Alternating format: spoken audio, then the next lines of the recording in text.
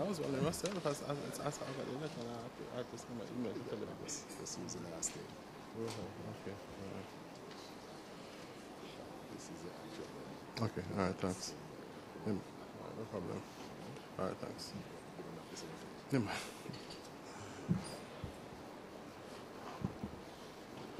All protocol. Today we're here to look at the international perspectives as it relates to this particular genre of cybercrime, which is a lotto scam, which falls also under identity theft, an area in which I do research. Today we have three very qualified individuals who will speak on this particular issue. We have, and I will go in the order in which the presentations will be made, Mr. Michael Smith from Fairpoint Communications, as well as the Honorable Arnaldo Brown, Minister of State in the Ministry of Foreign Affairs and Foreign Trade. Ambassador, thanks. Happy to be here to be on a panel dealing with the lotto scam and what it's doing to the international reputation of Jamaica. I would much rather be here to announce the end of a successful trade delegation to Jamaica, where we're going to be signing some programs for direct investment. But since that isn't the case, I'm going to talk a little bit about what the whole situation of the lotto is doing in terms of the international community and how it's impacting our mission.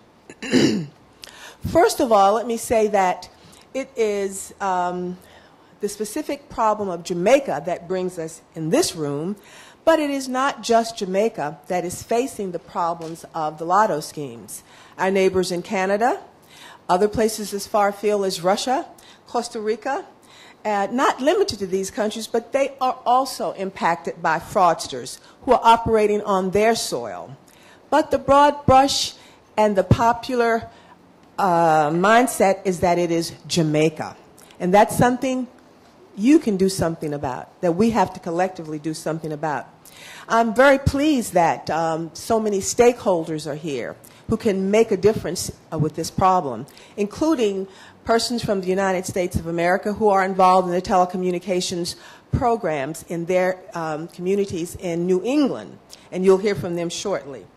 So while we are addressing the specific problem of Jamaica, let's not make the 876 the single brand as to what is going on with lottos, and you can do something about that. What are we doing in terms of U.S. law enforcement?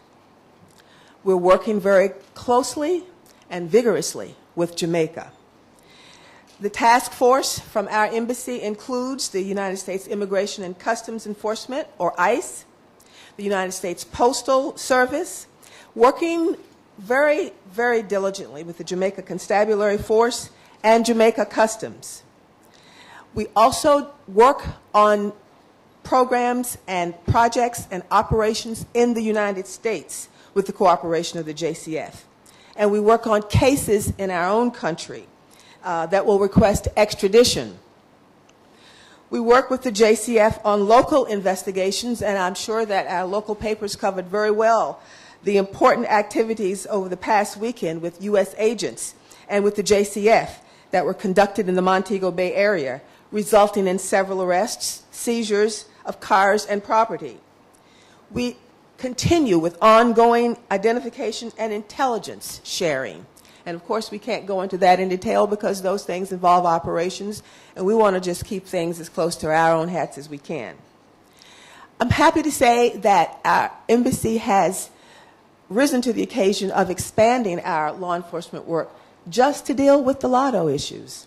We have the Jamaica Operations Linked to Telemarketing, or JOLT program, which is headed by our ICE attaché, James Stitzel, who is here today. We also have the U.S. Postal Service, which is headed now by Mr. Blad Rojo, who is here. He's going to chat with you about what they're doing. But one of the things I think we need to also keep in mind in terms of the population that has been most impacted, and that is the senior groups, and many of us are one step not too far from that ourselves. And the seniors are being impacted, as we know, for all the reasons that I think we know. But what are we trying to do to mitigate against that? One of the things is family structures have changed around the world, certainly in our country. So we are encouraging families to be more diligent, more observant, visiting their elderly family members more, helping them when they make telephone calls, asking them who's making these calls, probing them. And I can speak from personal experience with my mother, who was 85 when she passed, and calls that she got, people that knocked on the door. But you have to be aware, ladies and gentlemen. So elderly people are the primary victims, and they're not just in one area of the United States. We find them throughout. So the U.S. Postal Service is involved in a large-scale media campaign to promote some of these kinds of changed behavior on the parts of family members with the elderly. U.S. law enforcement organizations, national and state government agencies, and the U.S. Congress are increasingly focused upon the impact of lottery scams on victims in their jurisdictions.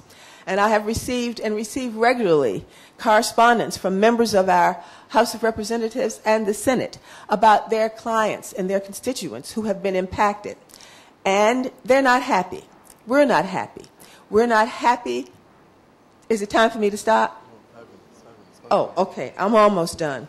We're not happy that when we get the proceeds or when we get the criminally gained monies, we can't give them back. So I'm very happy that we're making progress on getting the money back to the people who have been scammed.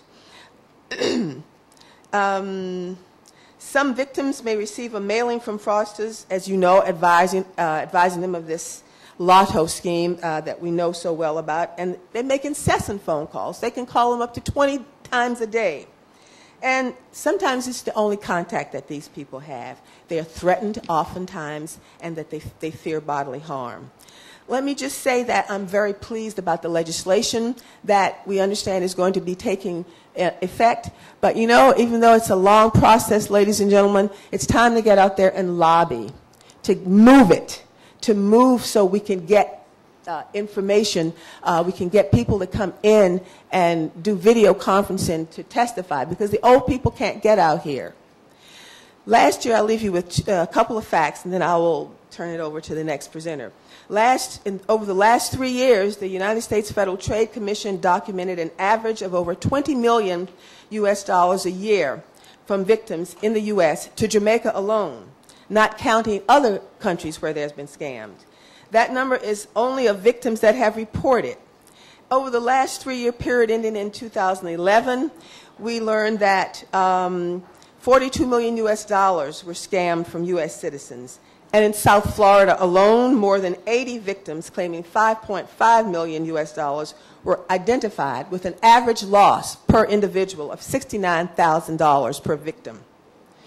Ladies and gentlemen, although many international lottery fraudsters believe they are outside the reach of the law and beyond the law, they are not, and they are simply dead wrong if they think so. I'm pleased to partner with law enforcement of our embassy and with Jamaican authorities, and we are making progress. It is not an easy road, but the impact is being felt. There's much more to be done. I pledge our commitment to continue so that we can win this war with a comprehensive strategy that addresses both enforcement and prevention, which are needed. We won't stop until justice prevails. Thank you.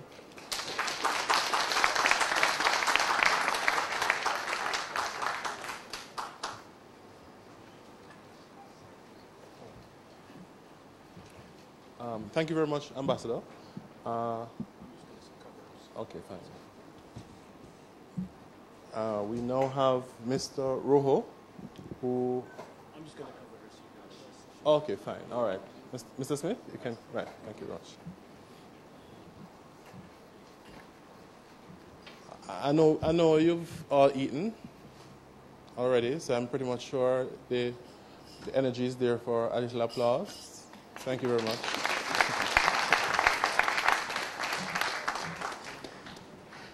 Thank you very much. So high podiums here. Can you see me all? Good morning.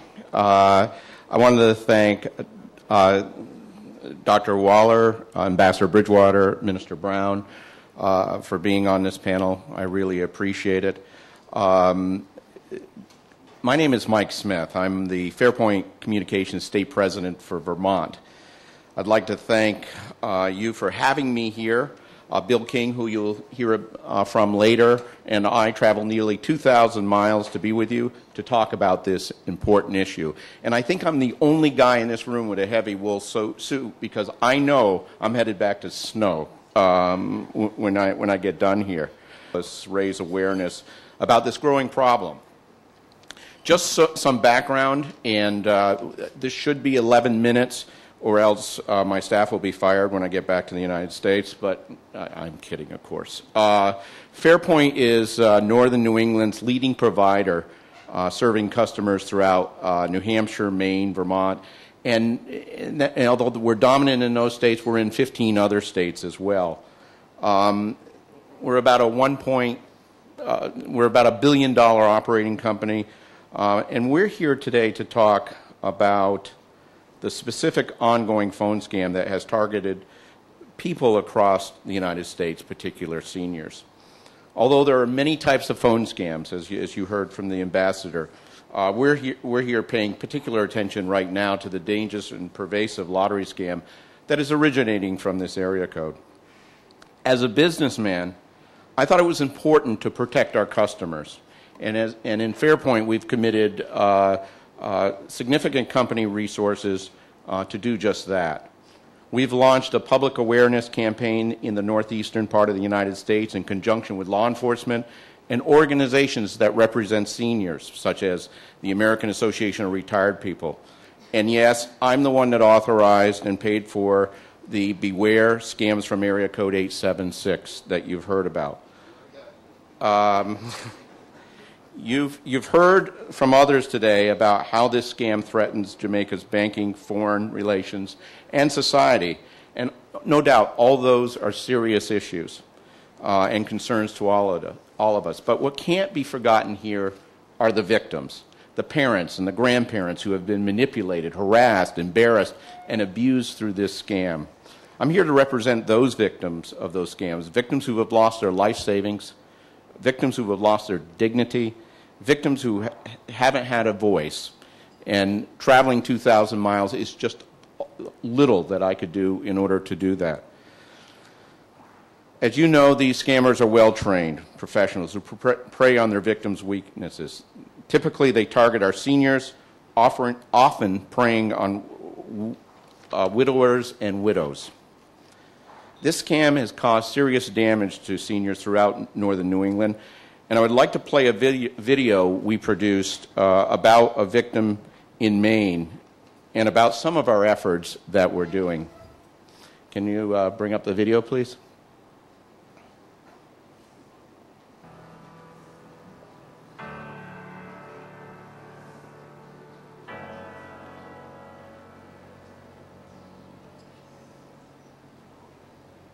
Usually it starts with a call that they have won a certain amount of money, like let's say $90 million, and in order to send that money we need you to pay the fees or taxes on it. So can you send us $150, $5,000? They immediately started asking what would she do with the money.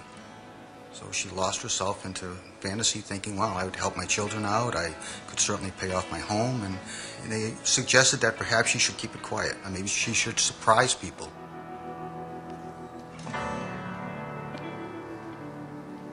A lot of the cases that we deal with are elderly people, widowed, living alone, lonely, looking for companionship. And she told me that, well, she watches TV. She's 82 years old, and she watches Who Wants to Be a Millionaire, that show with where they do the home improvement, and she just thought that perhaps this was her time. It was really their persuasiveness and, you know, I think a little bit of preying on her emotions because she lived alone and they knew that she lived alone. She has lost over $150,000.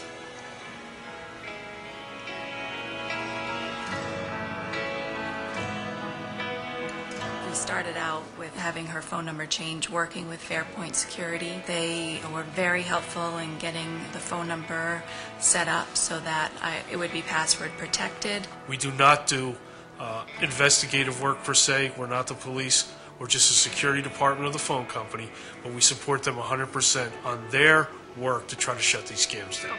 I found Fairpoint extremely helpful in just telling us the technical nature. And also we had a series of telephone numbers from Jamaica. And we asked them, how do we find who the subscriber is? And actually Fairpoint helped set up a database. With any scam that we deal with, it's a collaborative effort. It's just not only a police issue, but Fairpoint, dealing with a family.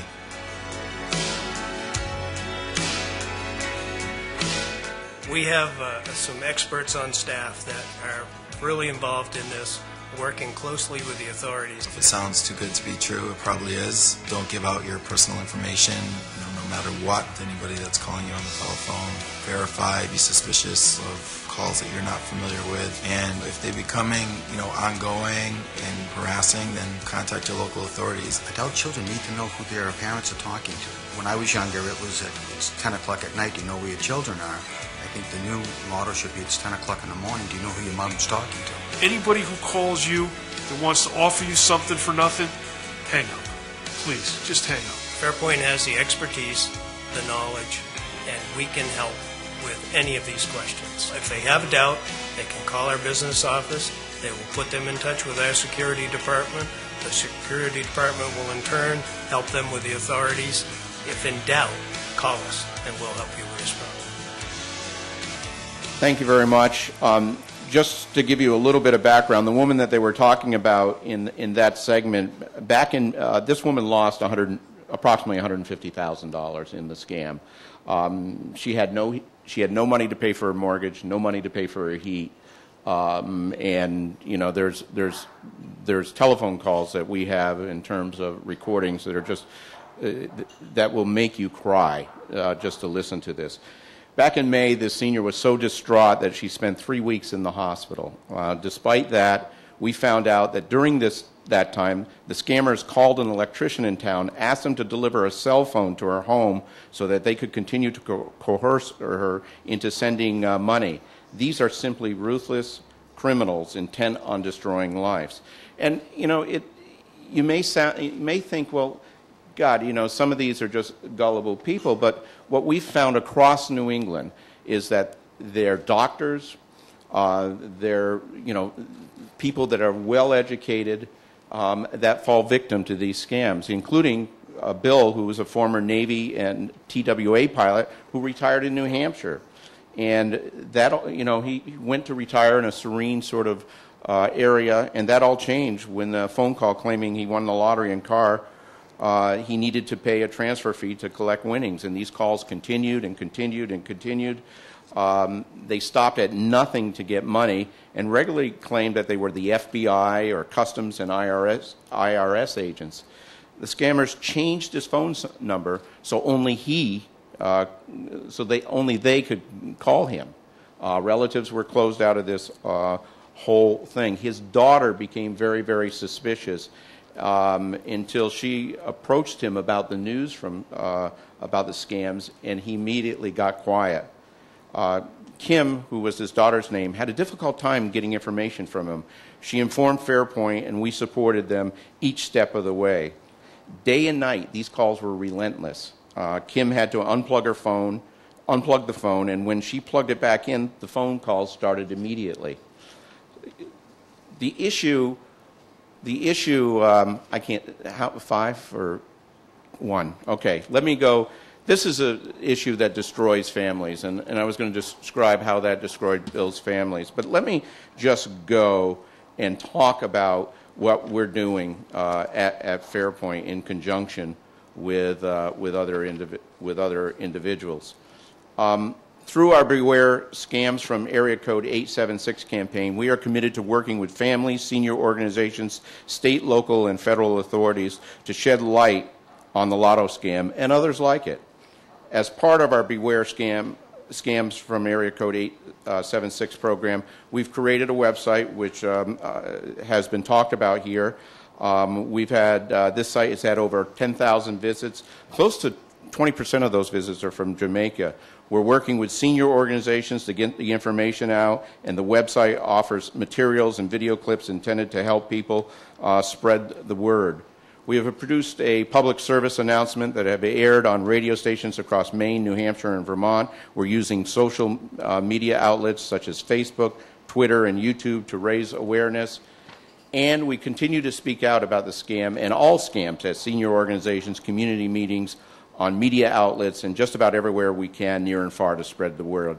The campaign has received significant attention in the Northeast portion of the United States and is starting to get national attention as well. At the end of this month, and we're going to try to help with that national attention. At the end of the month, we will be joined by United States senators, the Department of Justice, to launch a national campaign to raise awareness about these issues.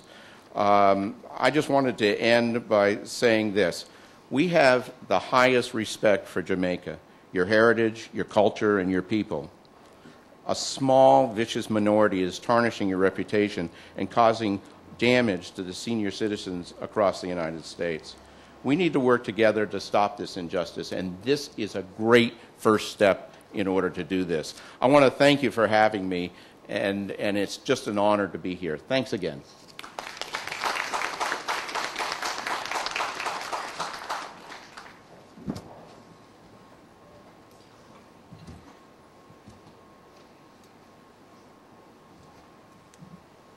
In her absence, Her Excellency Pamela Bridgewater, Ambassador of the United States to Jamaica, member of this panel, distinguished ladies and gentlemen,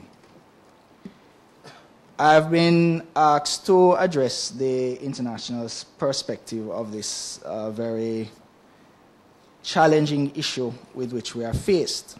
And I must confess that much of what has been said by the presenters before me are in fact contained in my notes, and I suspect with an international flavor.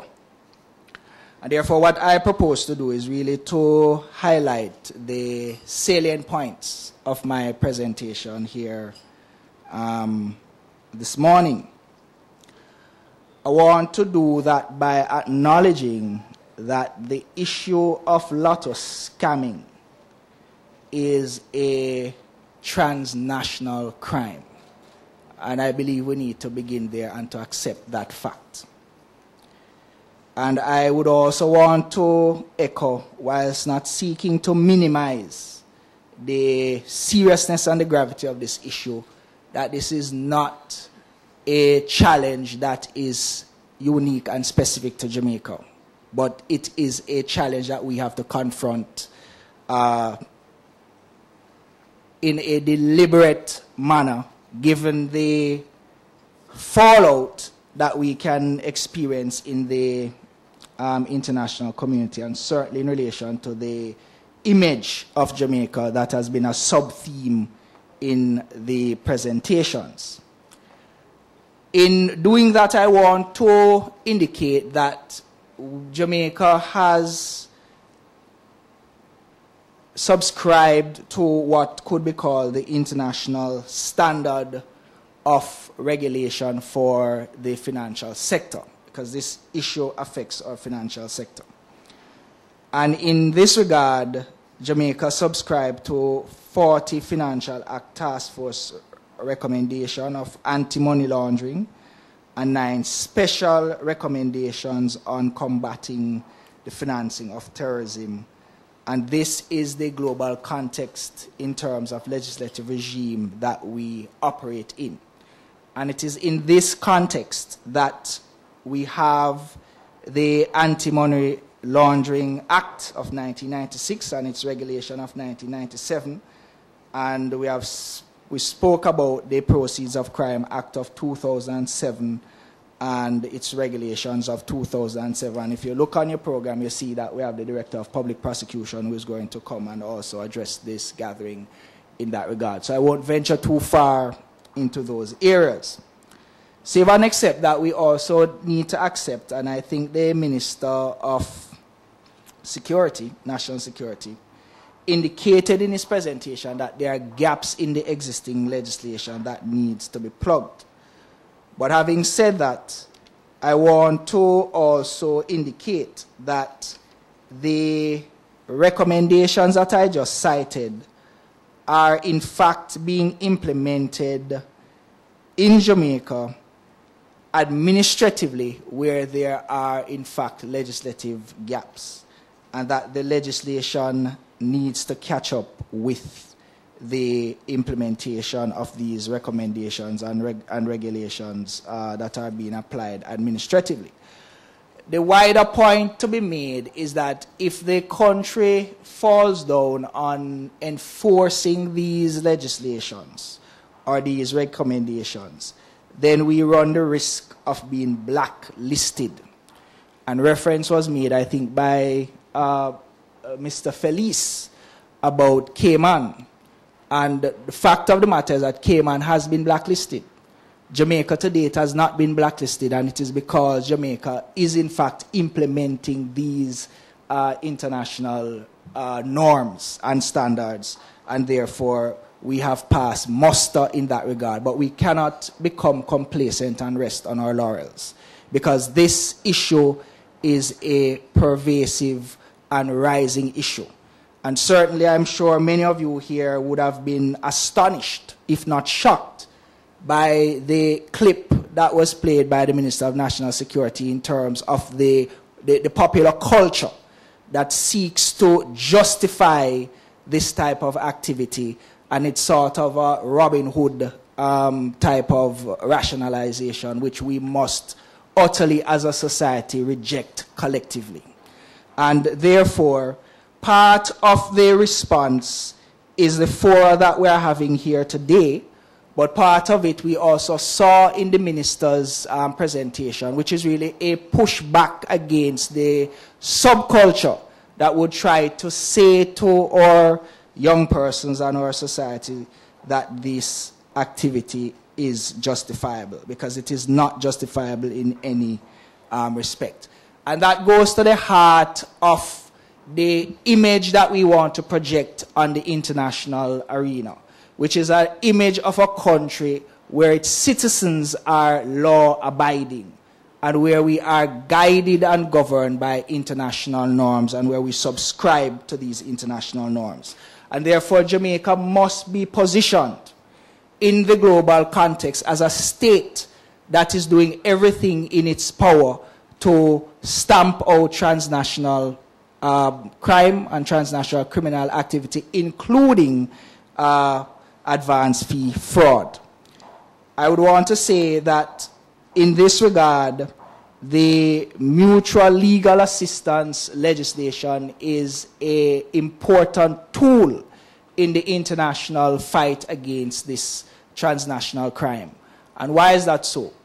It is so because the victims, as indicated by Mr. Smith, do not reside in Jamaica. They reside in the northeastern United States, according to Capri, the majority of them. And therefore, in prosecuting this crime, it is going to require cross-border collaboration. And in that regard, witnesses are going to be needed to, well, certainly some of them may fear coming to Jamaica. And in that context, we have to have in place the facilities to allow them to be virtually here by the technology.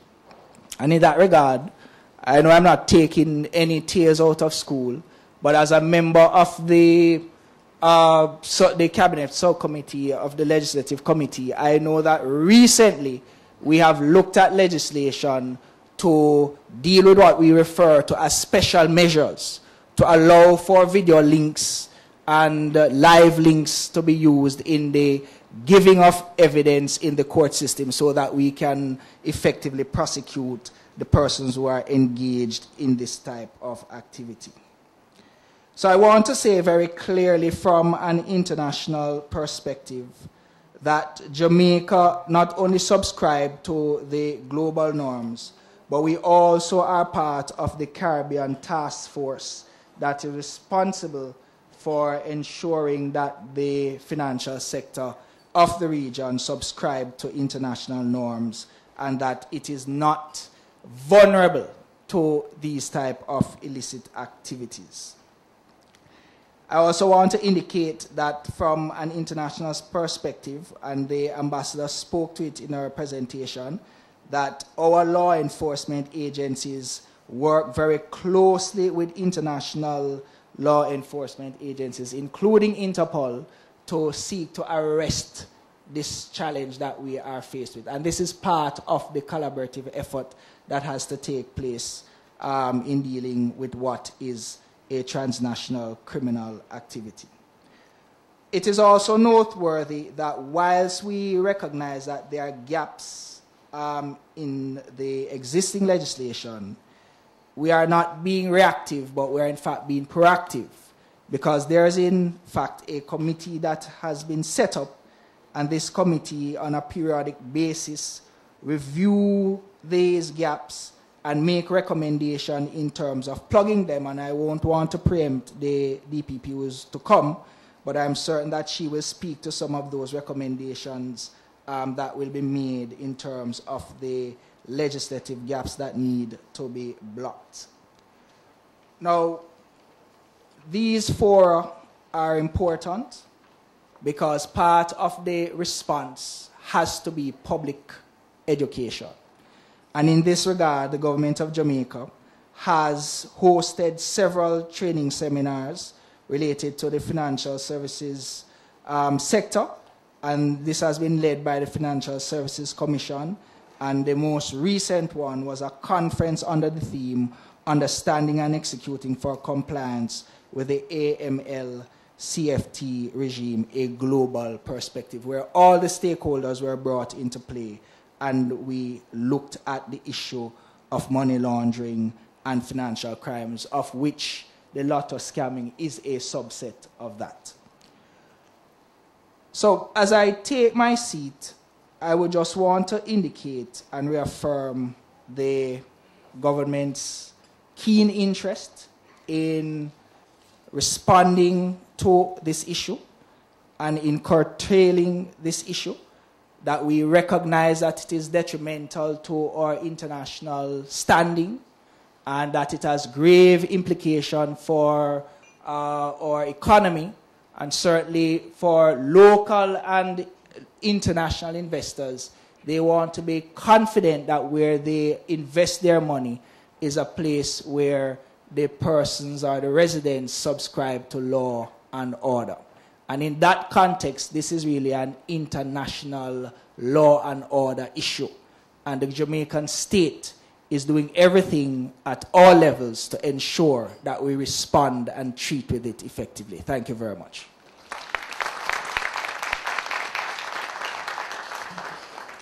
Thank you very much, Honourable Minister. It's quite interesting that the very same fusion of space, place, and technology that has facilitated these criminals to take advantage of many different citizens across the world is also working to contribute towards addressing the problem. We'd like to thank the panelists again, as well as Ambassador Bridgewater, for their contribution to this particular segment of the presentation. All right, I'm Earl. Okay.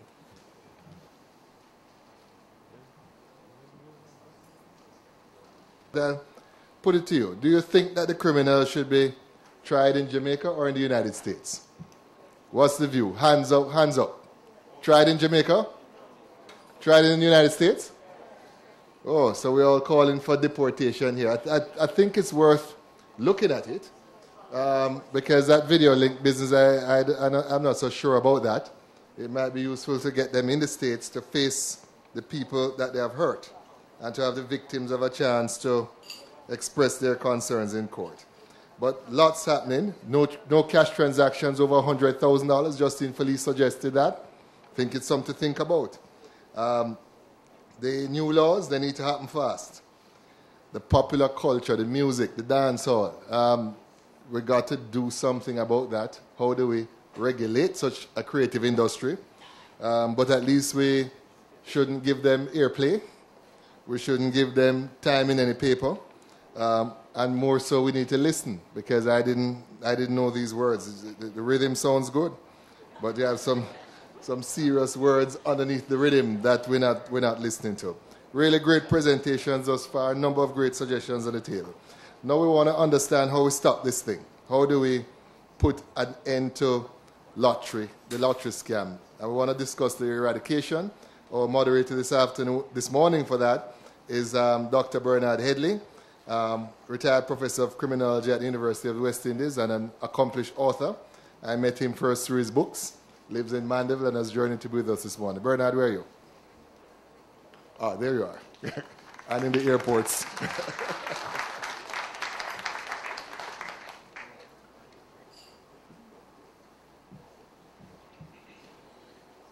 Thank you very much, Carl. We do meet a lot in the airports. Let me just recognize and honor all the distinguished people here. You're all distinguished.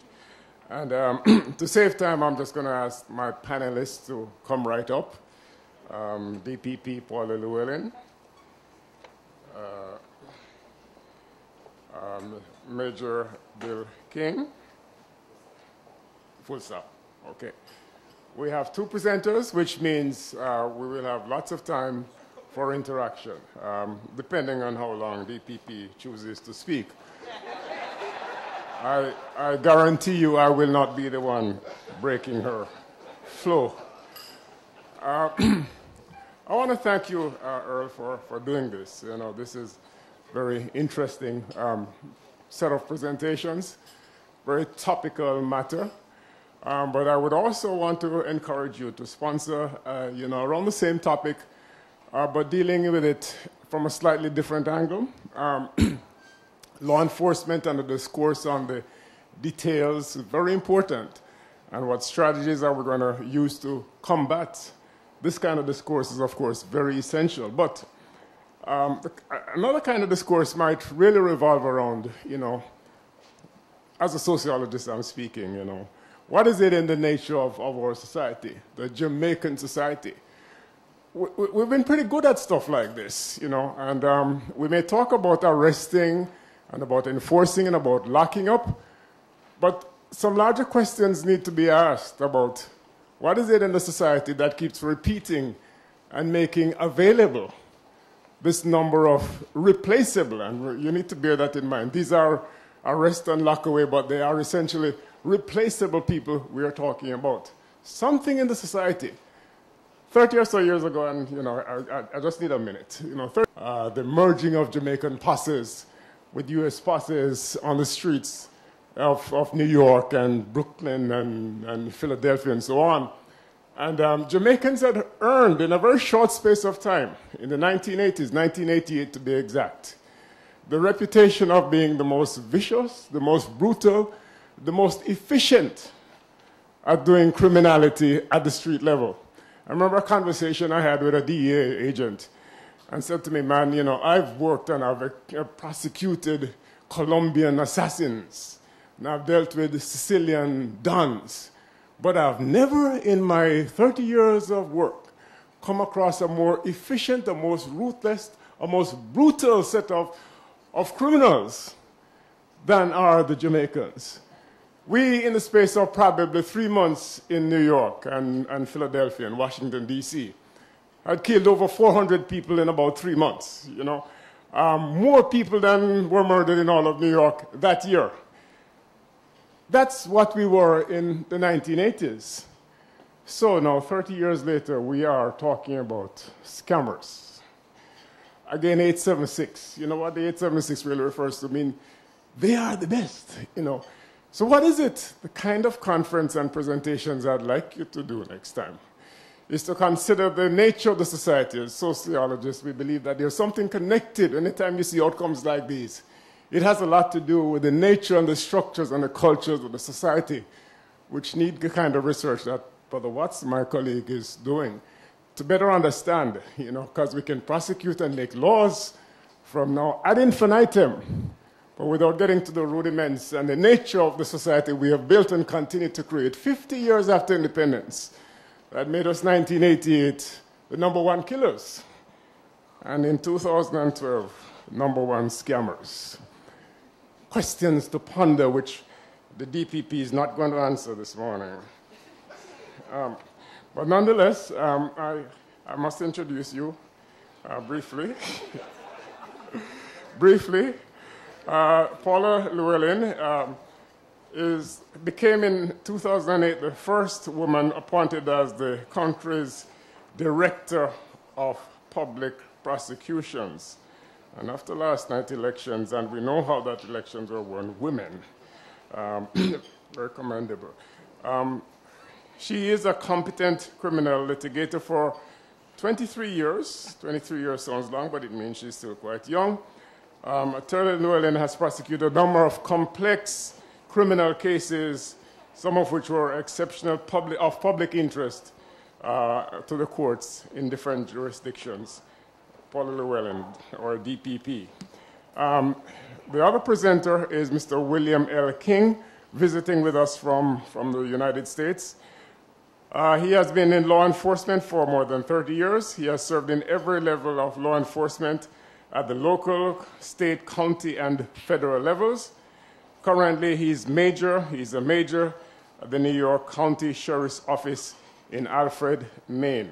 One of what Mr. King works with, many area of work has involved the exploitation that we're discussing here of senior citizens in the New England area. Privileged to be the moderator for these two presenters. And I present to you now our DPP, Paula Llewellyn. Good morning, and all protocol observed, distinguished guests all. I think I'd like to be able to say colleagues in law enforcement.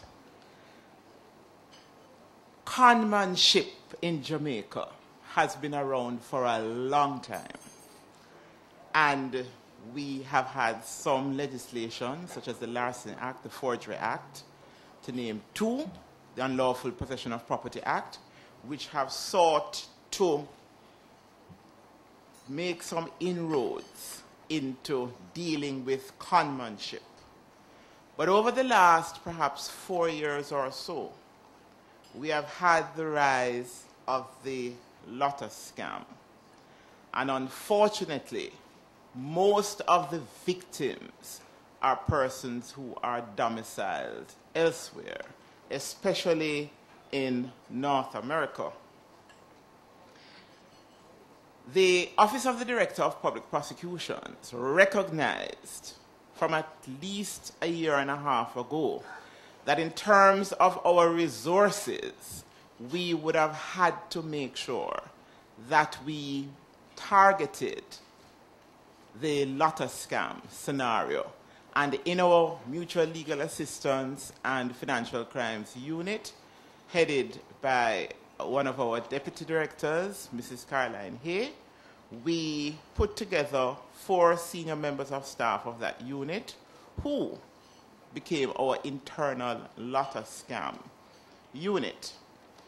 Now, this year, in July, the Minister of Justice, the Honorable Senator Mark Golding, asked us to take the lead in collaborating with law enforcement, that is the Jamaica Constabulary Force, with the prosecutors in the resident magistrates' courts, with legal reform, Chief Parliamentary Council, and pull together a report which I know has formed the basis of cabinet submissions which have gone forward to, or are to go forward to cabinet in respect of laying the groundwork for dealing with the Lotta scam legislatively.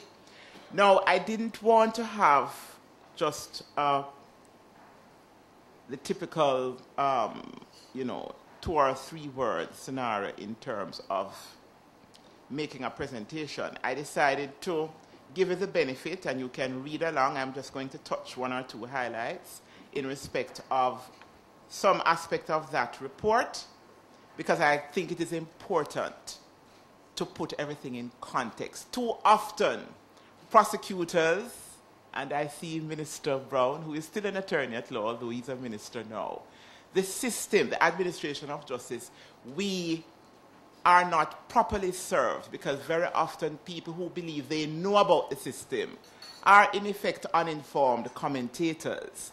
So I've put this document together, and we're making it available to the media so you can understand what are some of the weaknesses, what are some of the challenges, and the context of the law that now obtains, which the investigators and the prosecutors try to be, you know, very creative with.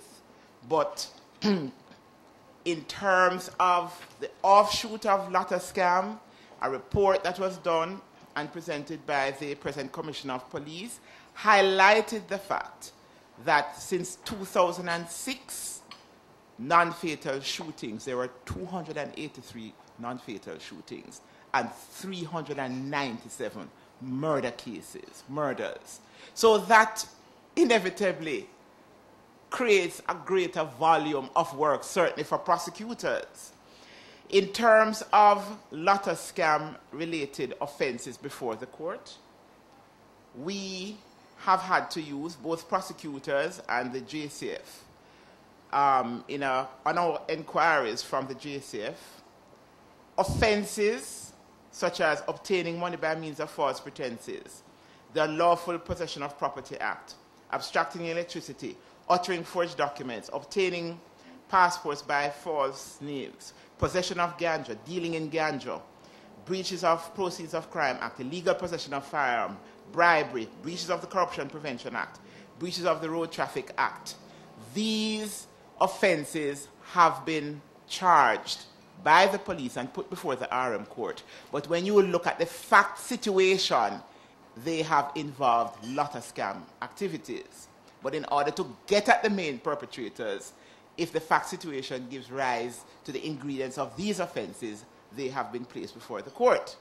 And I say this because in recent events, and I'll not further particularize, you have heard, again, what I call uninformed commentators saying, the police have arrested A or B, and they indicated that the particular charges stem from Lotta scam. But what is happening with the prosecution of these matters? Why were they not charged with a Lotta scam offense? It is because in Jamaica presently, there is no specific offense known as lottery scam, nor is there any act of parliament dealing specifically with the generic advance fee fraud, which is, has been promulgated, that statute, in Nigeria.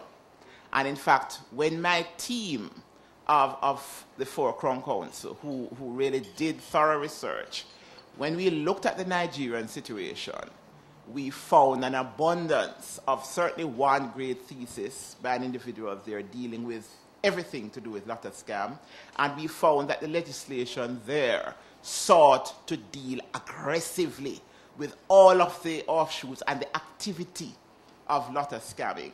And we certainly have recommended to the authorities here that that would be a good legislation to follow and to adopt to our particular situation.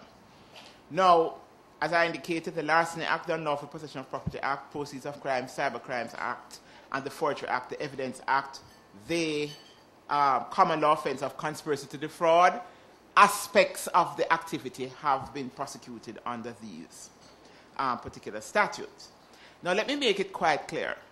The prosecution's role, and it's right there on the screen for you to read, because here again, a lot of persons don't understand that as much as we may sympathize with policy of the particular government of the day, or we may sympathize with victims, the fact of the matter is, when you go before the court, you can't use sympathy.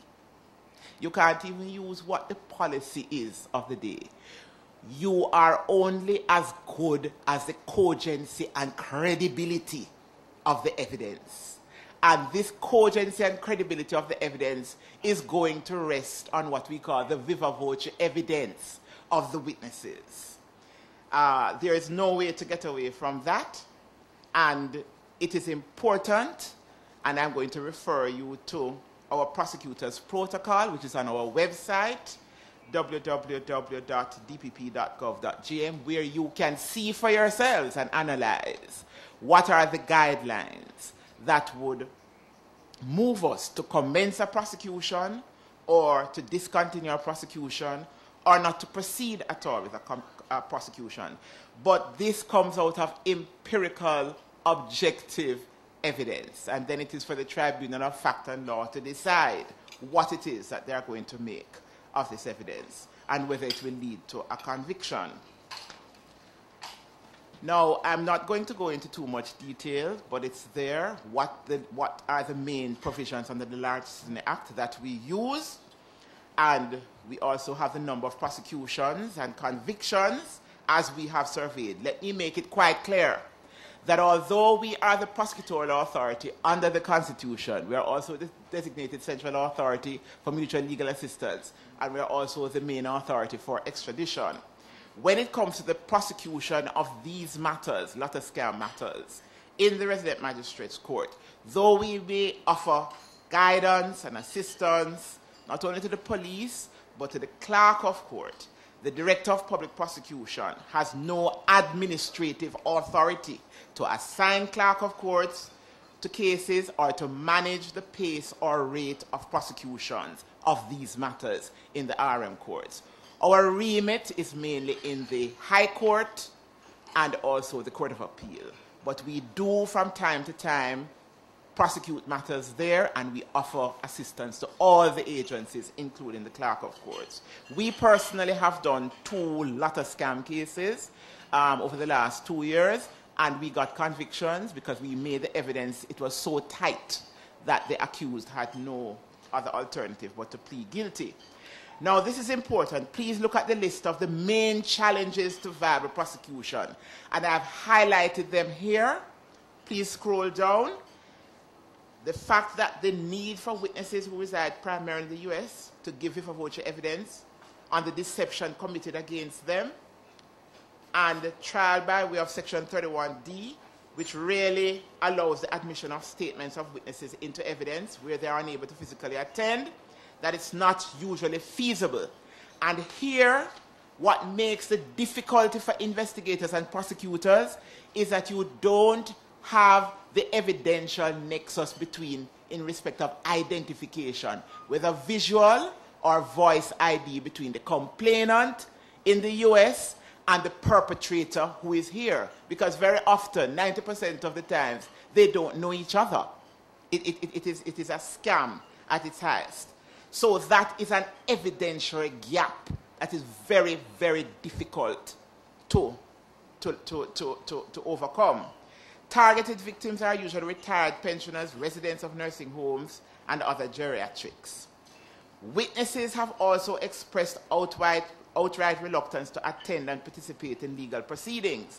And very often this is because they are ashamed. I cannot tell you the amount of time that prosecutors and police have to spend in trying to convince complainants to come forward. And I say it again, this is not CSI, this is not NCIS, this is not law and order. You need the viva voce evidence. And very often you find a lot of persons, whether uninformed or informed commentators, who believe that the wish is all you need to have.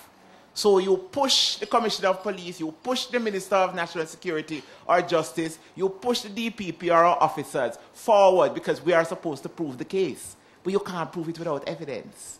So I think public education programs, both here and abroad, need to be in play to convince people that if you want to see the perpetrators locked up, you must cooperate, because none of us in the system have powers of telepathy. And the judge certainly does not recognize that as a way of getting evidence. I tend to speak straight. Other challenges, you have incomplete files leading to the dismissal of matters for want of prosecution after a relatively short period before the court, because let's face it, Jamaica has a capacity problem in terms of our courts. Everybody loves to talk about delay, but very few people do an empirical analysis or on the ground to know what is causing the delay. You have delay in every system. There's no country in the world that you don't have delay. The question is, how manageable is it and how can you minimize it? Now, if the courts are being told by the police or the prosecutor that they are trying their very best to get the complainant, they don't even have a proper statement from the complainant, but you may have using the Unlawful Possession of Property Act or some other statute, brought the accused before the court, but you are still investigating the LATA scam aspect of it under some other statute, then if you still you are not having the cooperation of the complainant, the courts are not going to wait too long to give you that time. So that happens on occasion. The absence of the virtual complainant makes it difficult to identify the perpetrator. I've indicated that before. The challenges encountered in coordinating joint efforts between local law enforcement authorities and their overseas counterparts. Now, I am anti the turf war situation. Unfortunately, you tend to find that different agencies, both here and abroad, want to beat their chest and take all of the glory.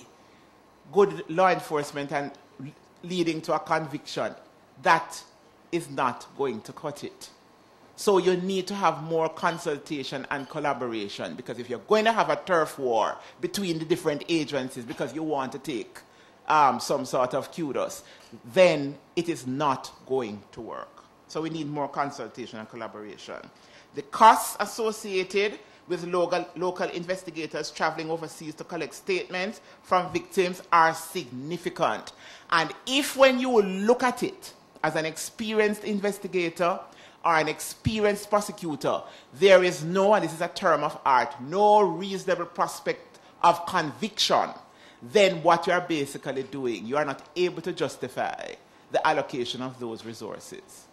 And we are in a fiscal scenario that does not lead us to be able to just throw money about as investigators willy-nilly.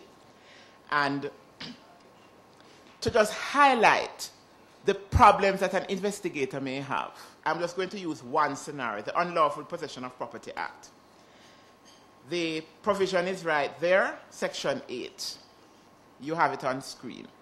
Since 2012, there have been 26 matters before the court, generally in the RM courts, but this number has been reduced to 25 due to one matter being dismissed.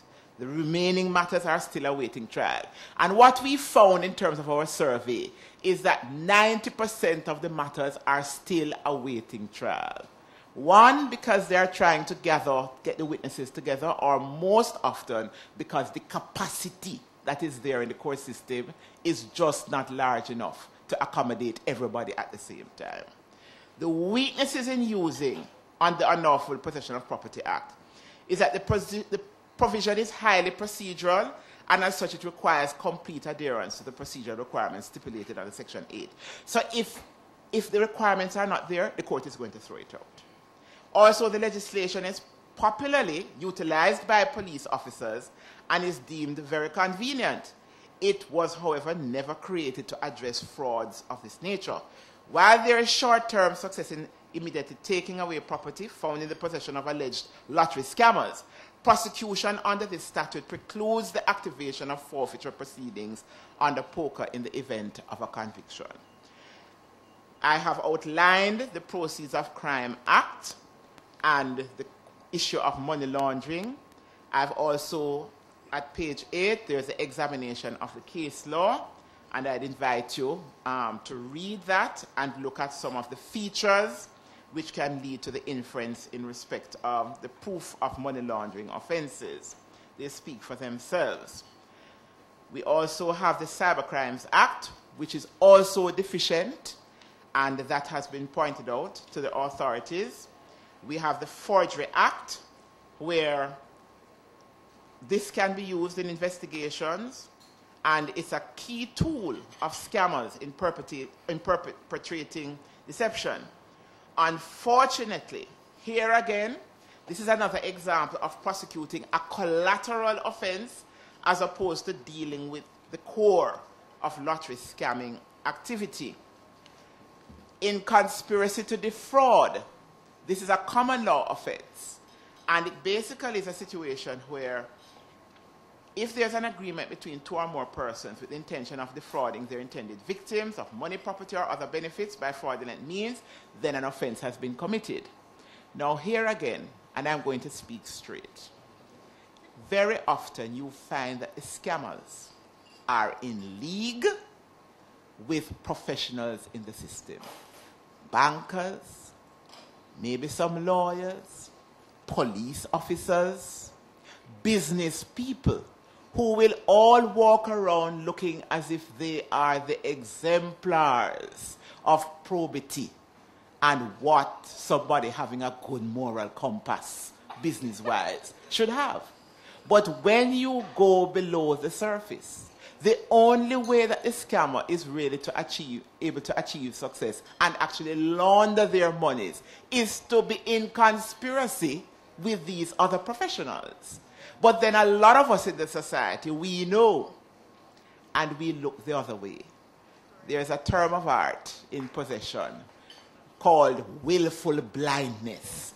There are a lot of us who are willfully blind because it is an inconvenient truth that these conspiracies are alive and well, because persons who are the exemplars of probity in the society are looking the other way, are taking the ostrich approach, because the hustling of the scammer will bring benefits into their business. So very often in the investigation and the prosecution of these matters, you really may get some cooperation at first, but in the final analysis, when the rubber hits the road, the particular persons are either out of the jurisdiction at the time of the trial, they are supposed to be witnesses, or you just cannot get them to come to court. And eventually, the accused person is entitled to due process. After a while, with so many matters in the system, the court is going to say you either put up or shut up, and the Crown has to offer no evidence. Now, the recommendations for the way forward have been outlined on page 14. We have recommended that the Advance Fee Fraud and Other Related Offences Act from the Federation of Nigeria is one good example that could be modified for Jamaica in respect of defining offences in respect of the lotto scam, and also criminalizing things such as lead sheets and other incidental tools used by scammers. The immediate amendment to the Evidence Act to include provisions of the admissibility of video link, I have been advised, and I know that that is in bill stage, and also modification to the Evidence Act dealing with computer-generated evidence.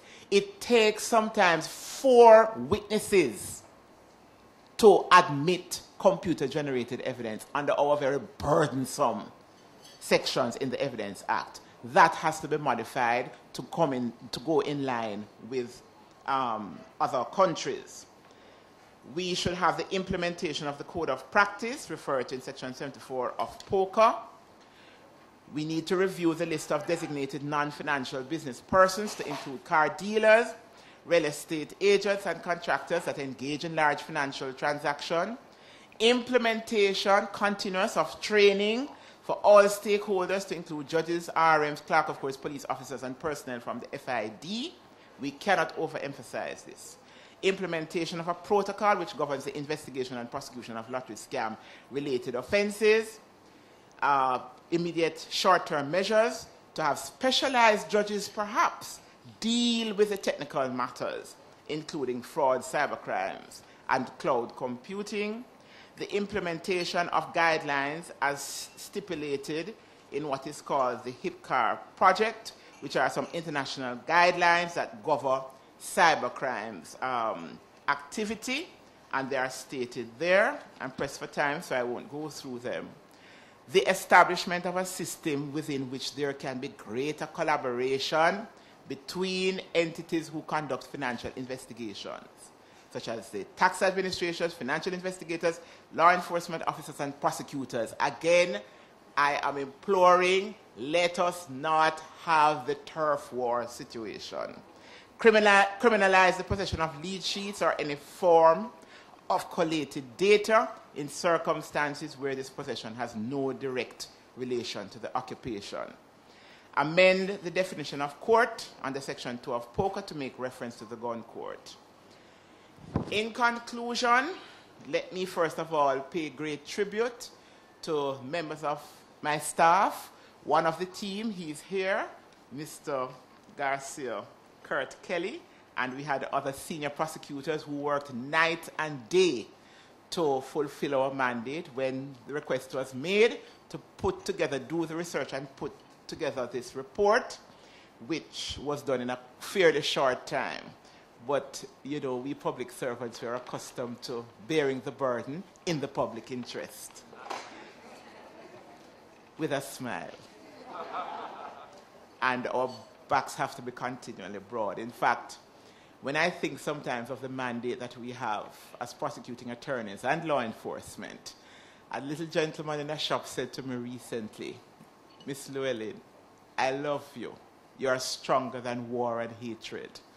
All of us who have the will must be stronger than war and hatred, because we are in an environment where we lack the resources. But if we have the will to do what needs to be done, to push the authorities, to provide a nurturing environment for the powers that be and the authorities to make sure that in the public interest they promulgate the legislation and make the necessary amendments, and perhaps within constraints provide the resources, then we all, in the interest of justice, can make sure that the Lotto scam scenario is minimized, if not eradicated.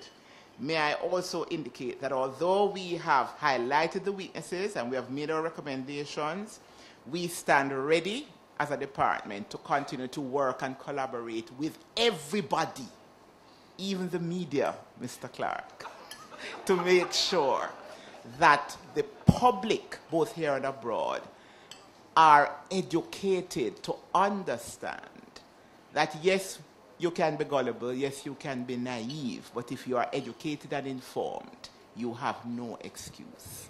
Thank you very much for your attention.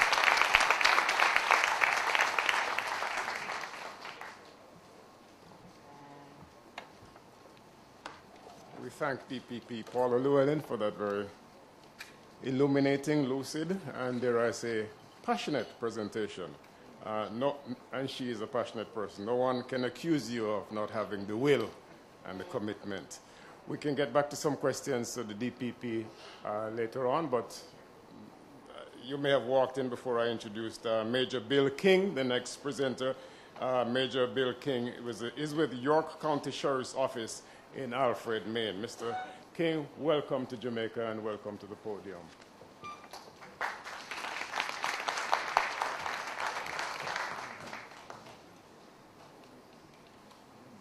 I want to see if my presentation will work. Oh, it does. Great. I want to thank Mr. Jarrett and the Jamaican National Building Society for having me here today, and it's really an honor to be on a panel with such distinguished guests, and I want to thank Ambassador Bridgewater for inviting us and for supporting us in this effort. But I want to just tell you all that I really come here with great personal peril. This is a very dangerous trip for me. The ambassador said there was no danger here, but she didn't understand the danger is when I return, because I came to Jamaica without my wife. So she's not happy. So the danger is going to be later on tonight or tomorrow. But you know, in my 35 years of law enforcement, I really have never seen such a sophisticated, widespread, or ruthless scam. I mean, we've had victims who received telephone calls the day that they were burying their spouse. And that's how we discovered one victim, where the scammer was calling and one of the family members had picked up the telephone and gave the phone to the elderly woman and could overhear some of the conversation, and it was very disturbing, and that's how we learned about one scam. Many of our seniors don't realize that 876 is an out-of-country call. Consequently, that's how we find that they're involved with a Jamaican scammer. These folks, the scammers, and we realize that this is an extremely small segment of the Jamaican community, these scamming criminals. You know, and Mr. Felice was absolutely correct when he talked about the data overload. These cases, I obviously represent the local law enforcement, and we're limited in what we can do. I mean, one particular case that we worked, it showed that our victim, who lost in excess of $100,000, was sending money to 5 different states. And then when we tracked those states, the people in those states were sending the money to Jamaica. So it is extremely widespread. And the data here is, it's just overwhelming. And our federal authorities are limited. One of the things that many of the federal authorities, they can't say, they're prohibited from the agents saying we need more resources. But I can say that, and a private business can say that, and that's one of our messages, is we want to see more resources with the American government, with the American law enforcement, federal law enforcement, devoted to this, to work with our counterparts in Jamaica. I don't see any sign that it's lessening. You know, I pulled up a headline in 2009 that said the sun may be setting on Jamaican lottery scams. And that was from the New York Daily News. And at that time, they were estimating $30 million was being diverted in the lottery scam, in illegal transfers. Now, recently I've read that it's now $300 million. And frankly, 3.5 years later, we're still discovering about 3 or 4 reports of lottery victims in Maine, and New Hampshire and Vermont, I'll say New England. And many more go unreported. The scammers are extremely sophisticated. You know, they use grooming techniques. If these scammers would take their skills and go into sales, they'd make much more money. I've listened to these folks, and they are able to prey on the lonely, these elderly victims. Many are widowers. You know, they were raised in a time when it was impolite to hang up on somebody or to be rude to somebody on the telephone. And many of our elderly victims are looking for relationships. They like the idea that people are calling. They like the idea that people are checking on them. You know, with this poor economy in the United States, many of the scammers are looking for ways to help their children. And they see that, oh my gosh, I won a lottery, even though they didn't play a lottery, even though they know it's illegal to play a foreign lottery. And they're able to isolate the victims. We've heard before from other speakers said that the scammers are changing telephone numbers. And they do that on a regular basis. Some people in the United States have taken the tact of, well, the victim, it's the victim's fault. They're stupid. Maybe they're greedy. Maybe it's that culture of they want something for nothing. You know, and we've heard on the PSA and the public service announcement, you know, if it's too good to be true, it typically is. And I counter that with how believable the scammers are. I've listened to their pitch when they talk about you won a lottery, but I didn't play a lottery. Well, do you buy groceries? Yes. Do you buy clothing? Yes. Well, I work for a company that submits your name for the lottery, and you happen to win. What are you going to do with the money? Immediately, they go right into, what are you going to do with the money? And people start fantasizing all the things that they can do. And remember, in the United States, we have a lot of shows. Who Wants to Be a Millionaire? Extreme Home Improvement. Move that bus. And a bus goes and they have a brand new home. So it's not out of the realm of possibility that somebody's going to give them on a phone call $2.4 million and a brand new BMW. The other thing, it's not out of the prospect because the elderly people that they're preying on, they've been paying taxes for years. So if someone says you can prepay the taxes, you don't want to have to bother, no offense, attorney, you don't want to have to bother with the attorneys and having them do all these different things. You can prepay it now, and the seniors are thanking them. Oftentimes they'll talk about, gee, but I paid that money.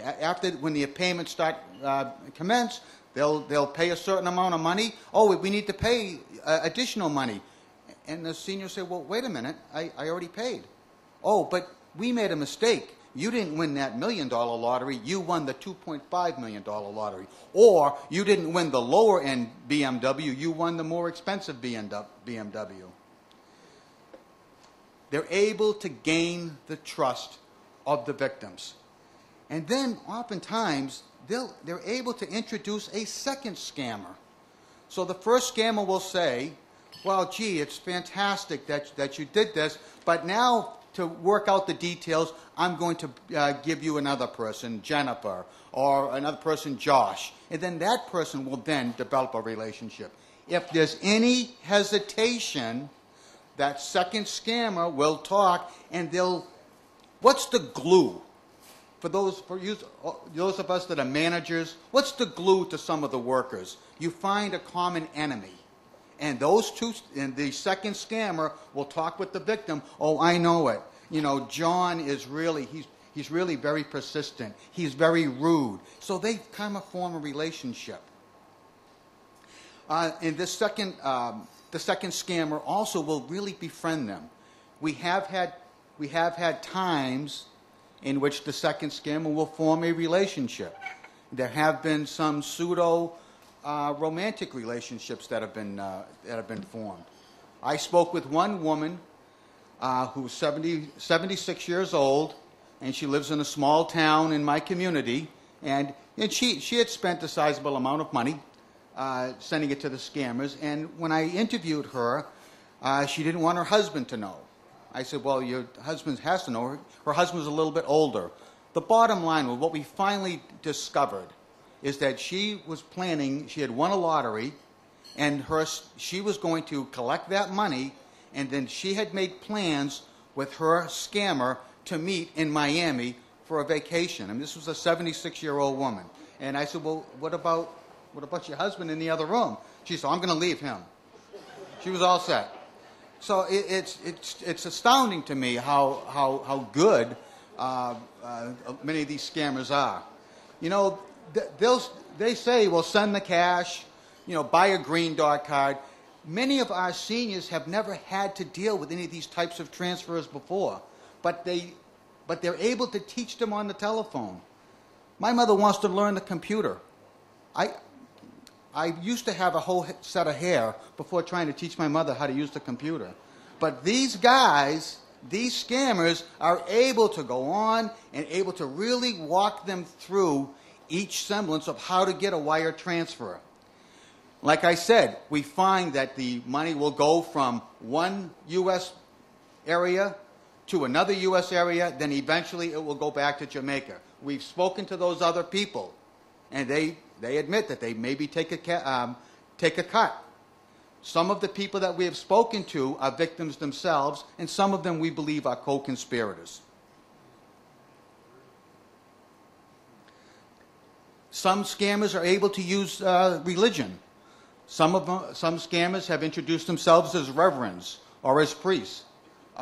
Many of them pray with our victims. Pray that they can get through all the red tape to get the money over there. They create an urgency with our victims.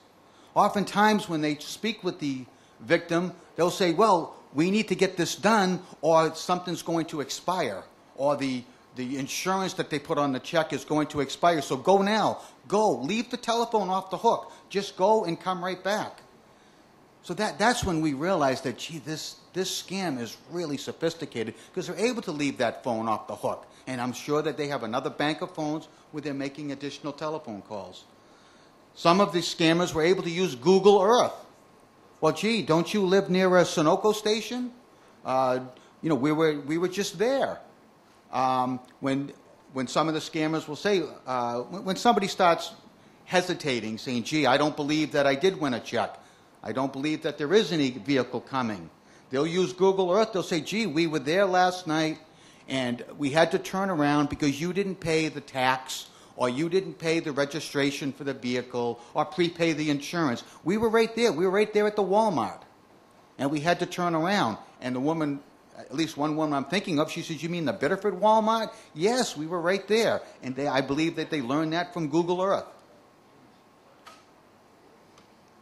What we have found, and it seems to coincide with what the federal authorities also have discovered, is usually around $70,000 is when the senior is kind of tapped out. Most of their liquid money is gone, but that doesn't stop them. You know, they're afraid to stop. After they've lost that much money, there's a concept in investing that was very prevalent when many of these seniors were in their earning years. It's called dollar cost averaging, where even when things are low, you buy more. And they seem to go into that concept with, you have to do this now. You've got to, it's a little bit more for the big gain. Some of them, they've been known to feign anger if they stop. They'll use that psychological pressure. It's astounding. I wish I had some of my investigators that took as good a notes as some of these scammers, because they'll remember on one particular case when the victim said, yeah, I don't want to, I can't give any more. I don't have any more money. He said, well, what about Ricky? Didn't Ricky lose his job? That's her son. Gee, aren't you going to help Ricky? What about Carol? I thought you said Carol was getting a divorce. They kept those notes. They have introduced additional scammers. They introduced phony law enforcement officers. We've had one particular case in which the woman, somebody called the victim and said, well, you sent cash, didn't you? Yes, I did. Well, I have to tell you, the Jamaican police, they intercepted the package. They think you're buying drugs. They think you're buying guns. So you need to pay me some more so I can retain an attorney. You need to pay me some more so that I can explain things to everybody, that you're not a criminal. As I think, as Mr. Smith had mentioned earlier, we've had one victim where they sent an electrician over to the house. He didn't expand on that, but the electrician was supposed to call a telephone number when he got there. The person that called said that they owned the house and that they had a tenant in the house. When you get there, if no one answers, call me. And the electrician did, not realizing 876 is out-of-country call. When he called, the person says, nobody's home, I give you permission to break down the door. And he hesitated. He said, I don't want to break down your door, sir. He said, break down the door and go look at the fuse box. And he just said, I can't do that. And what we surmise is that he probably wanted him to break down the door so that when he spoke to that victim later on, see, I have tentacles in the United States. We've had scammers call neighbors and say, please go over and see Beatrice. Please go over and see Joseph and give him your telephone. I think there's something wrong with his phone. And neighbors have knocked at the door, excuse me, but you've got a telephone call, and would you like, and then they would get on and the person would say, hey, I'm Josh, I need to, what about your lottery winnings? What are we going to do with this vehicle? We have had scammers call the police. They called the police in Ossipee, New Hampshire, and said, listen, would you please go and check on Susan?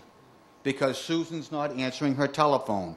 And when she does, please have them call 876 blank, blank, blank. It's astounding. That I guess I just want to tell you, I understand how difficult this problem is. This is a huge, very, very sophisticated scam.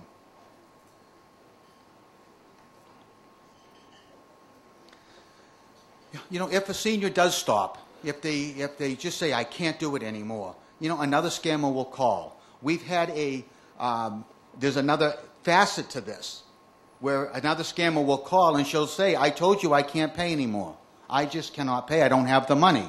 And he'll say, well, wait a minute, who are you dealing with?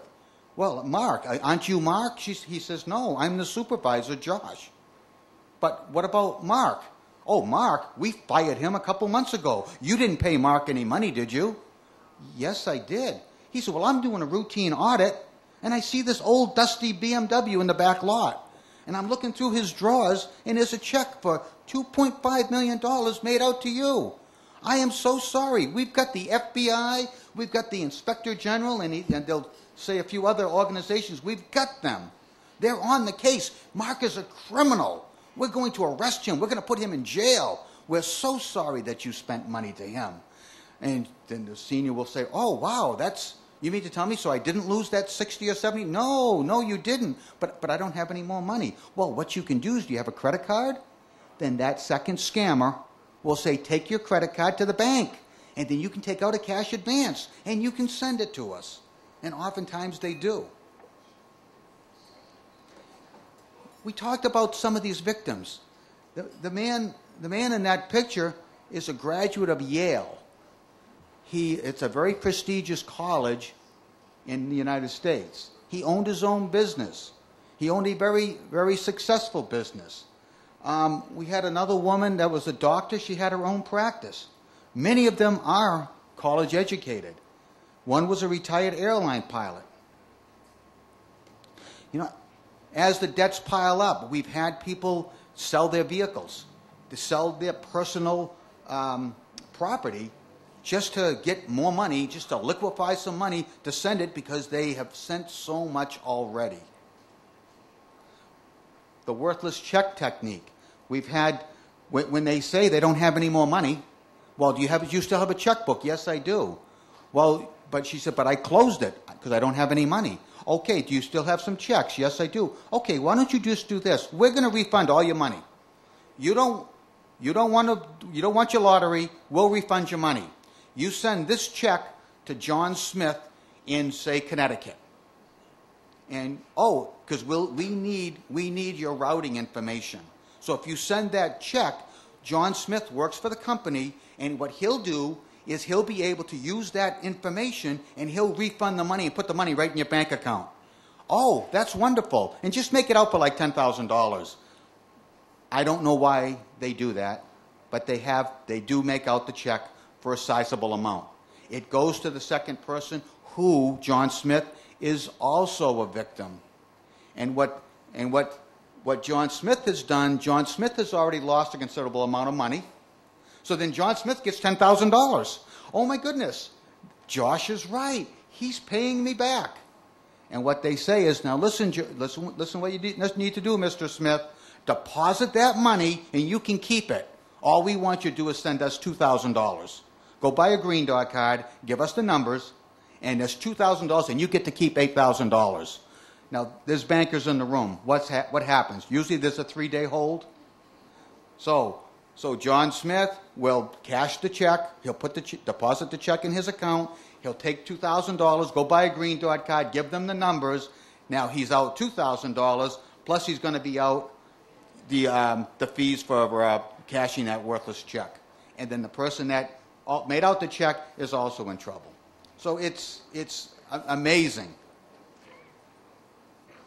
What happens to these seniors? Well, the lucky ones can continue to live alone, but many do need financial assistance. Some become sick from stress, and it literally accelerates their life cycle.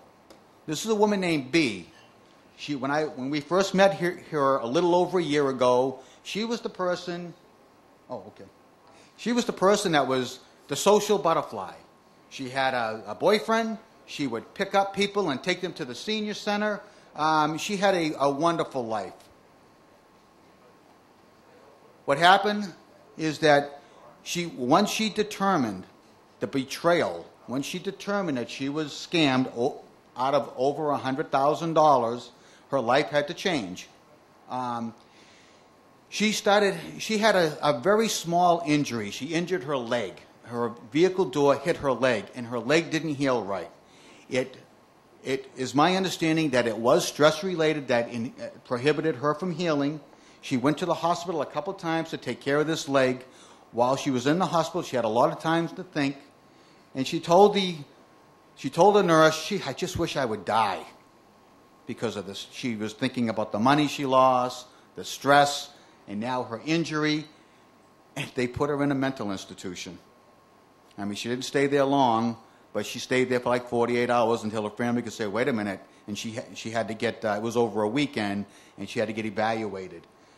B is no longer able to care for herself. She now lives with her son, and she moved out of state. There has been publicity related to this, and we do say it's scams from the 876 area code. We don't know of any other way to get around that. And are there other scams? Yes, there are. But the prevalent one does seem to come from 876 in New England. You know, some have come to be facilitators, where what they do is they get money from other people, and they'll cash it. They'll cash a MoneyGram, they'll cash a Western Union transfer, and then they'll send the cash to Jamaica, and they get to keep a little cut. What the scammers will tell them is that you want your money back, we're going to get you your money back. And they do it in very little driblets. But what happens is it gives them a purpose to live. That's their job. They get up every day, they get to get dressed, and they go to whether it's a post office or they go to Western Union, and they pick that up, and that's kind of becomes their job. And that new job really consumes their life. We were unable to stop this. Again, I applaud the federal authorities here in Jamaica for taking such an active role. But just like in Jamaica, the communication may be lacking. I didn't find any federal counterparts, with the exception of one task force in North Carolina, that was willing to take on this task, because these cases are very, very widespread and very, very sophisticated. What we decided to do is I decided to go into a demand reduction to try to go into education. And that's where I found a partner with Fairpoint Communications. And we have distributed leaflets. You saw the PSA. We've had news conferences. And we're going to continue with this education campaign. And I'm extremely pleased. It's comforting to know that we've got a room full of people, we've got the media, we have all the high authorities in Jamaica and the business community that people care. And this message will also be brought back to the United States. That it will be put on the website, that we don't, it's not a vast overseas, it's not like, well, nobody cares over here. We can actually say now, since we've been here, that the Jamaican community does care. And I applaud the leaders of Jamaica who are making an honest effort to shut down these scams, to shut down these criminal operations. And I sincerely hope you succeed, because these scams are ruining the lives of many people in our country. And I recognize that these crimes are creating victims in your country as well. And I hope that we can work together to solve this problem. Thank you very, very much for having me.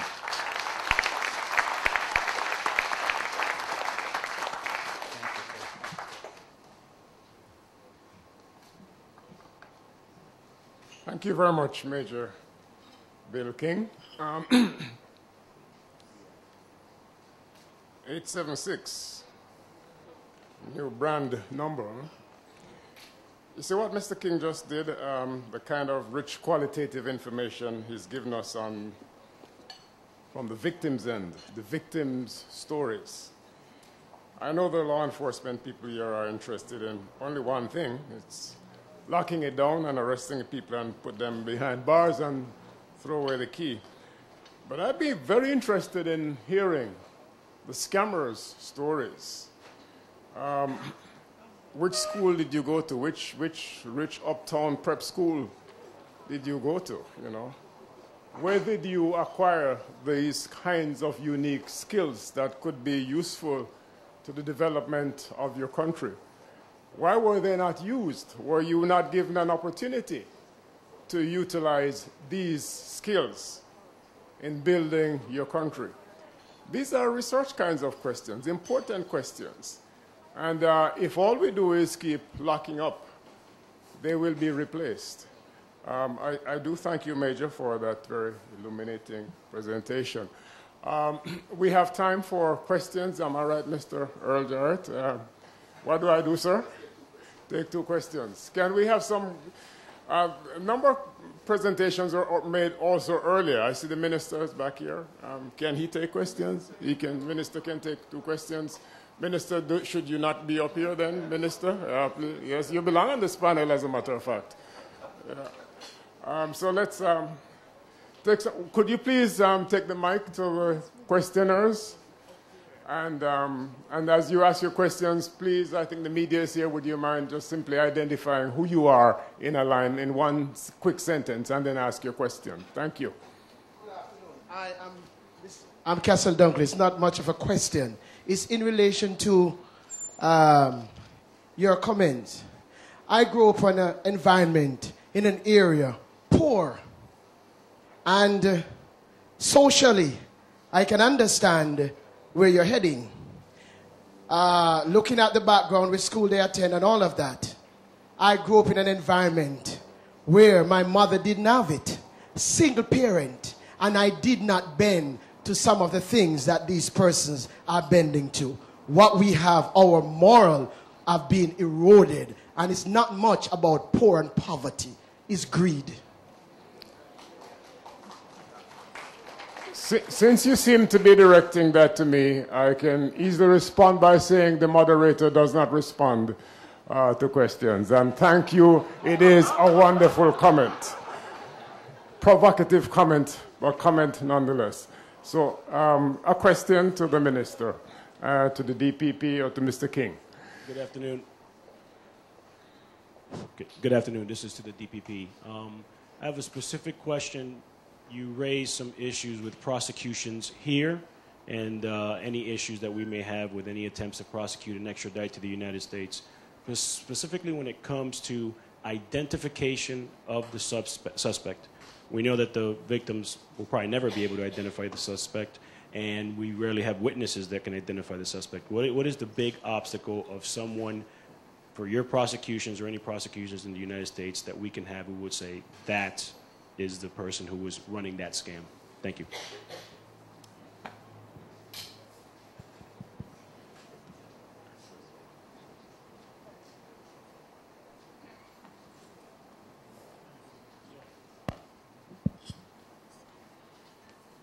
I'm sorry, the very last part of what you said, you dropped your voice. I'm sorry.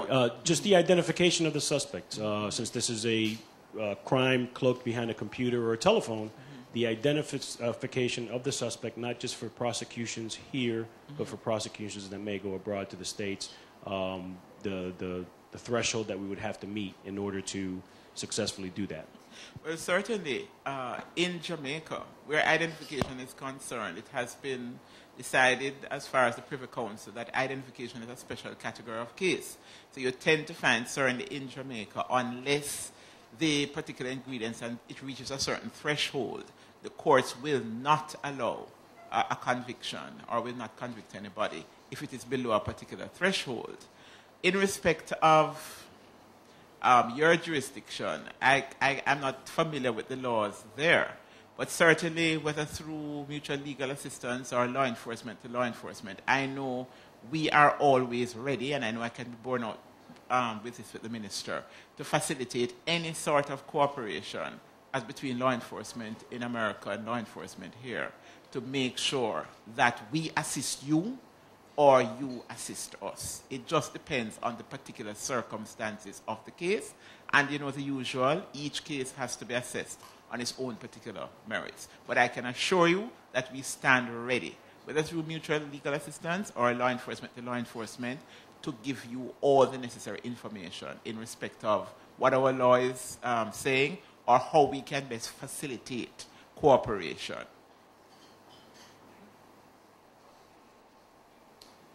Another question? Yeah. And have there been any sort of prosecutions, successful or otherwise, in the United States? Well, I cannot speak for the United States. I of Mocha, who perhaps could assist with that, and perhaps the minister, that there are cooperative efforts between law enforcement and law enforcement. I know from my office that we prosecuted 2 matters over the last 2 years, which were direct lotto scam activities. Remember my caveat, there is no offense in law called lotto scam. What we do, if there are activities that relate or show that they are covered by the ingredients of other offenses, then we will prosecute, whether for conspiracy to defraud or unlawful possession of property. It depends on the circumstances. And then when you look at the fact situation, you recognize that it's coming from a lotto scam. But in terms of an offense called lotto scam, there's no such offense. That said, successfully convicted, have there been Twice any? that Okay. I know of in terms of my office. Because what we did, we had a deputy, and we have a task force that deals with any related activity like that, which offers assistance to other agencies. So I know my office, over the last 2 years, we prosecuted 2 matters. And what happened is that the evidence was of such a nature that the person...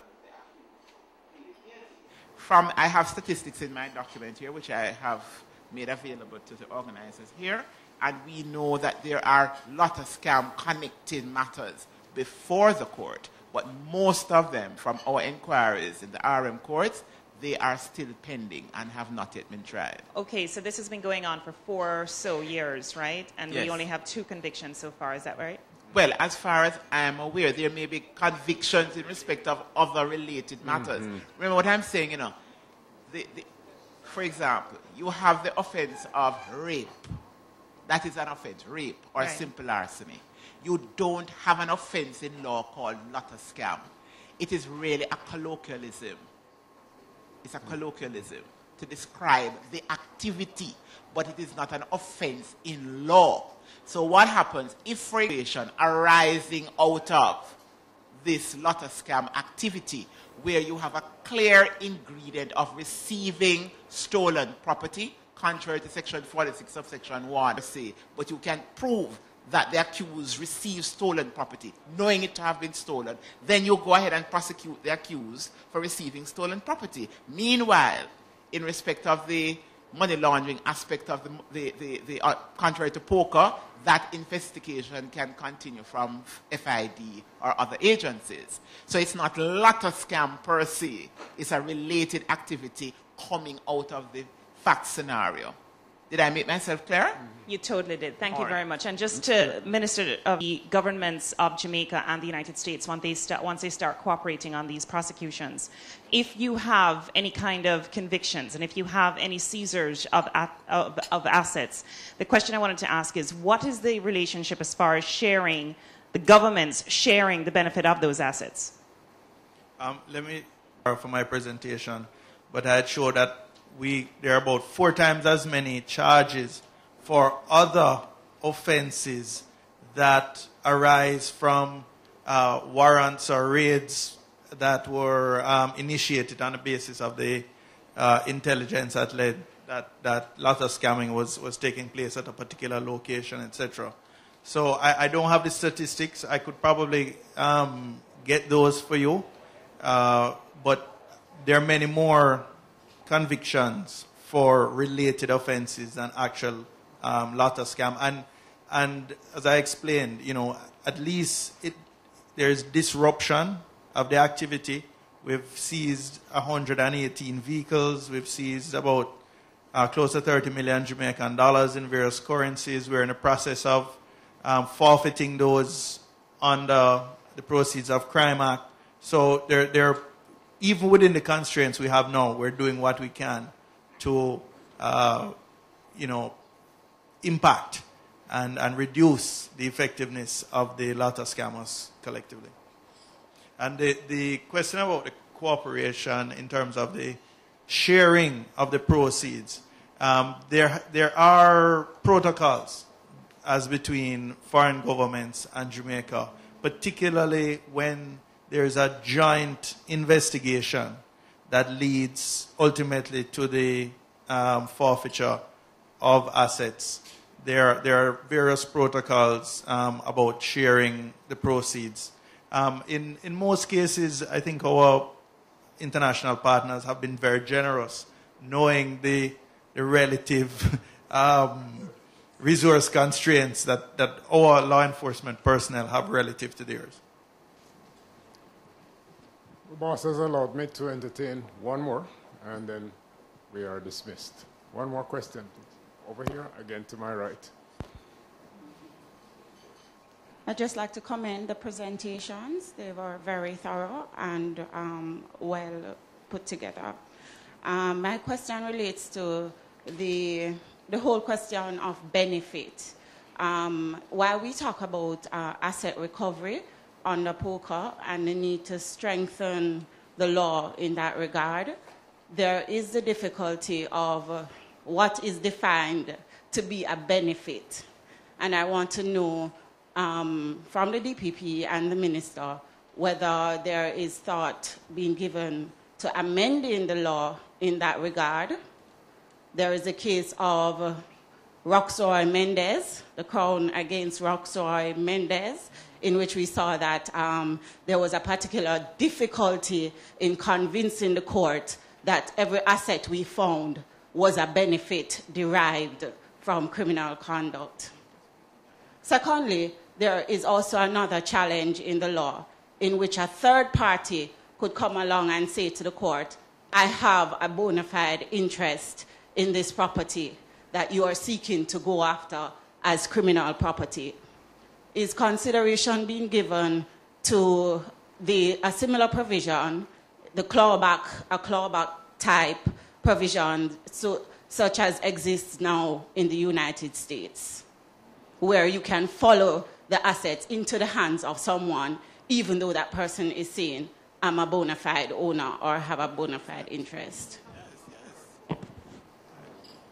Yeah, I believe that's our current proceeds of Crime Act. In fact, while there can always be amendments to improve it, and we're constantly reviewing it for amendment, but the Minister of Justice had an expert in that asset forfeiture type law from the UK do a review, and he described it as cutting edge in terms of the current POCA, which is a relatively new piece of legislation. It was 2007, I believe, it came into effect, and it was based on the current UK legislation. And so I don't know that the deficiency is so much in the legislation as perhaps in how effective we have been at using it over the last 5 years or 6 years. Thank you. I think the Mendes matter, our office dealt with it, didn't we? Can you recall? I think because it sounds very familiar. Yes, I was involved in it from as well too. The Attorney General's Department. Yes, collaboration again. Yes. I have one of my, in fact, one of the persons on the task force, lot of scam, Mr. Kelly. I see you have your POCA legislation. Could you please address what Council just said? Well, so you're looking at it. The issue of benefit is one that will require sensitization of it was before a particular judge. We understand that one of the major issues from our report was the inadequacy of training in financial crimes. And it goes as far as the bench as well. There are not as many experts in the area on the bench, and that is also an issue because we had a conference in Breezes where two judges, Justice Sykes and Justice Fraser, did an in-depth presentation on benefit analysis hearing and benefit hearings. And as far as those go, the common law or the cases coming out of England give kind of a good guidance as to how you go about assessing the benefit. And we even dealt with lawyers who were hiding money for other people, and they were able to take away all of his money based on the benefit derived. And it's captured under Section 7 of POCA. And if there's a person who comes up and says that it is a bona fide purchase of a value without notice of property, then that is something that the law can deal with. But the issue of whether or not that person could be considered to be a person who is disguising or concealing property, criminal property, is also one that will have to be evaluated in light of POCA as well. But the issue is really one of sensitization and education of not only important stakeholders in terms of prosecutors, law enforcement officials, citizens, and corporate society. The judiciary also needs to be updated every day and on an ongoing basis on the new issues and new developments in the law, especially since we've adopted it from England. The cases coming out of England would also assist in the benefit hearing aspects. Okay. Thank you, Mr. Kelly. Ladies and gentlemen, Mr. Kelly is one of the 4 lawyers in my office who worked on this report, and I encourage all of them to outshine me. I'm so proud of you, Mr. Kelly. Thank you. Are there others there you'd like to introduce?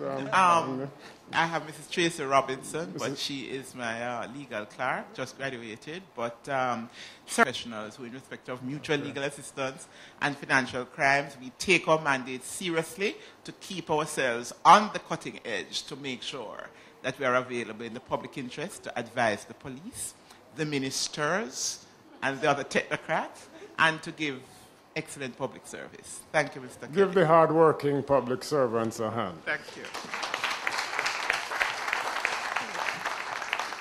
And I thank you, Mr. Jarrett, for inviting me to be part of this, and this has been a great session. Minister, I thank you so much for playing that Vibes Cartel. Yes. I would encourage you. I mean, I just barely got a chance to hear the main line in it, but a lot of what we've been saying here, I'm one of those who think Vibes Cartel has tremendous talent, and he's doing more than... Yes, ma'am. I hope you're not trying to influence the DPP No, in light ma'am, of his status at the moment. Not in this medium. But branding is something I have problems with. But anyway, he said, you know, who said the scammer them wrong? And a lot of what we've heard here presented, you know, it's room and food for thought. It's more than, you know, what we think it is. He's really, in a way, calling out the society. And as you hear talk about, you know, how would you sell Range Rovers, and Paul Llewellyn talked about, you know, conspiracies. Who said the scammer them wrong? Think about it. Can I leave now? Thank you.